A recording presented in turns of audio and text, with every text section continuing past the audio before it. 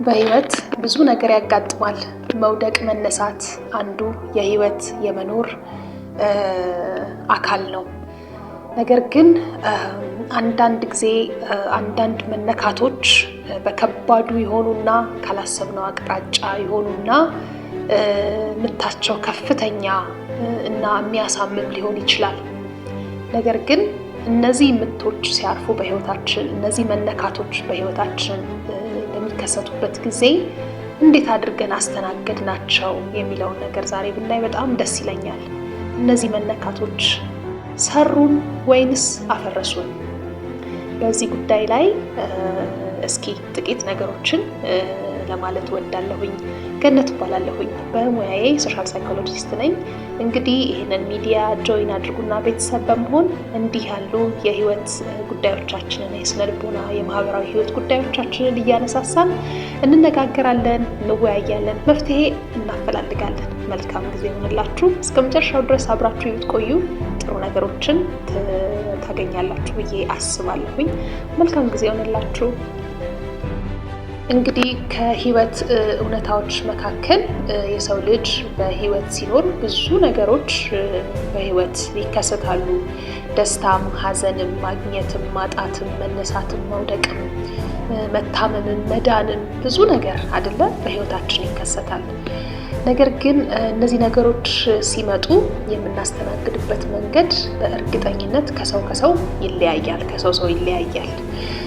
አንዳንዱ ሰው በሚገርምና በሚደንቅ ሁኔታ ምንም ከዛ በኋላ ያ ጉዳይ ከደረሰበት በኋላ ሰው አይሆንም፣ እንዴት ነው የሚወጣው ብላችሁ ስታስቡት በቃ እንደገና ሰው ሆኖ ነገር ግን ልክ አዲስ ሰው፣ ጠንካራ ሰው፣ ሌሎችን የሚያበረታ ሰው፣ ለሌሎች የተረፈ ሰው ሆኖ ልታገኙት ትችላላችሁ። በጣም በሚገርም ሁኔታ ማለት ነው። አንዳንድ ሰው ደግሞ ጥቂት የሚባል ምት አርፎበት ወይም ደግሞ በትንሽ ነገር ተነክቶ ወድቆም የሚቀርም ሰው አለ። ስለዚህ ይሄ ነገር እንግዲህ በተለያየ አቅጣጫና በተለያየ ነገር ሲታይ የሰው ልጆች ላይ የሚከሰት ነገር ነው ማለት ነው። በተለያየ ጊዜ በተለያየ ሁኔታ የምንመለከተው ነገር ነው። አንዳንድ ጊዜ እኔ ምን አስባለሁኝ፣ አንዳንድ ሰዎች ለምሳሌ ሲያጋጥሙኝ በጣም ኤክስፔክት ከማደርገው ሁኔታ ከማደርገው በላይ ወይም ከነሱ ከምጠብቀው ሁኔታና በላይ ሆነው ሳገኛቸው፣ ለምሳሌ ያ ሁኔታቸው ከእድሜያቸው አንጻር፣ ከብስለታቸው አንጻር ወይም ደግሞ ከትምህርታቸው አንጻር፣ ከሰሩት ስራ አንጻር ወይም ከብዙ ነገር አንጻር ስታዩት በጣም ከፍ ያለ ደረጃ ላይ ልታገኟቸው ትችላላችሁ። በባህሪ፣ በትህትና፣ በተለያየ አግባብ እንዴት ነው በጣም የምታከብሯቸው ሰዎች ሆነው ልታገኟቸው ትችላላችሁ። እንግዲህ ይሄ አንዳንድ ጊዜ ጠጋ ብላችሁ ህይወታቸውን ብትመለከቱ ብታዩ የተሰሩ ሰዎች ሆነው ልታገኟቸው ትችላላችሁ። በተለያየ አግባብና በተለያየ ሁኔታ ህይወታቸው ላይ ካጋጠማቸው ነገር ተነስተው ዛሬ ሁለተኛ እድል አግኝተው ያንን ሁለተኛ እድል በሚገባ ተጠቅመው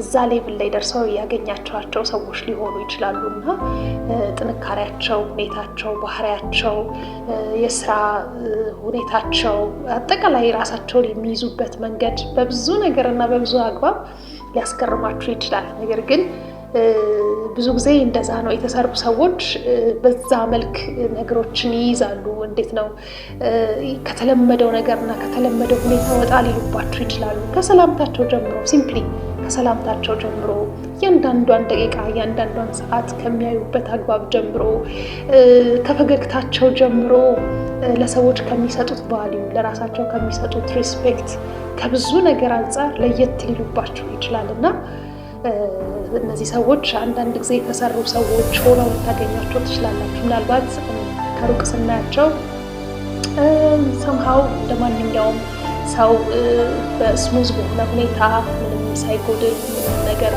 ሳይፈጠር እዛ ሌቭል ላይ የደረሱ ሊመስለን ይችላል። ነገር ግን ላይሆንም ይችላል እንዳልኳችሁ ማለት ነው። ስለዚህ እንዴት ነው የተነካችሁበት ነገር? አሁንም ጥያቄ ሰራችሁ ወይንስ አፈረሳችሁ ነው አሁንም ጥያቄ። እና እስኪ ራሳችንን እንመርምር፣ ራሳችንን እንጠይቅ ይሄንን ጉዳይ።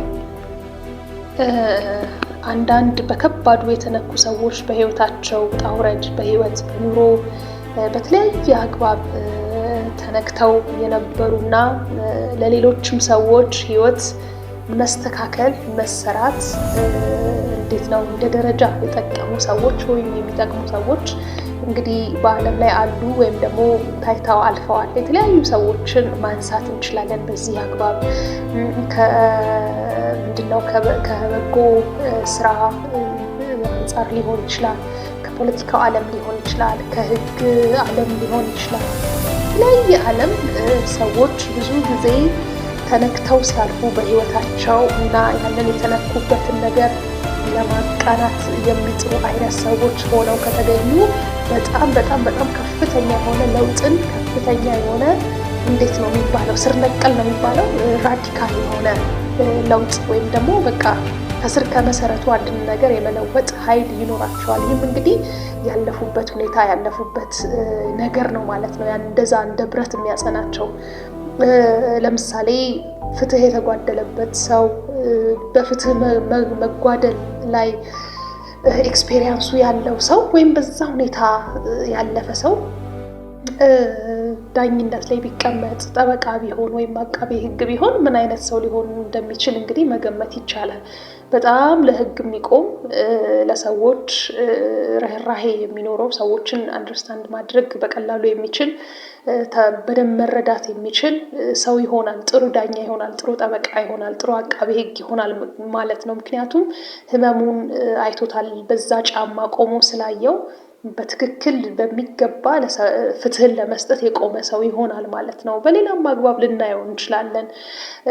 ስለዚህ እንደዚህ አይነት ነገሮችን ስንመለከት በተለይ አይከን የሚባሉ ዓለም ላይ መልካም ነገሮችን የሰሩ ሰዎችን ስንመለከት በተለይ የህይወት ታሪካቸውን ስንመለከት በአንድ ጊዜ በአንድ ሁኔታ ብቻ በሆነ የህይወታቸው ክፍል ላይ የተነኩበት ሁኔታ አለ እና ያንን ነገር ለማስተካከል በእነሱ ህይወት የጎደለውን ነገር ሌሎች ሰዎች ህይወት ላይ እንዳይከሰት ተመልሶ እንዳይፈጠር ለማድረግ በሚያደርጉት ጥረት ከፍተኛ የሆነ ለውጥ ያመጣሉ። ያም እንግዲህ የህይወታቸው ዓላማ የህይወታቸው መርህ ይሆናል ማለት ነው እና እንዴት ነው ሰራ ለማለት ሳይሆን ወይም ሰራች ለመባል ሳይሆን የሚሰሩት ከልባቸው ከውስጣቸው ለውጥን ለማምጣት ነው የሚሰሩት ማለት ነው።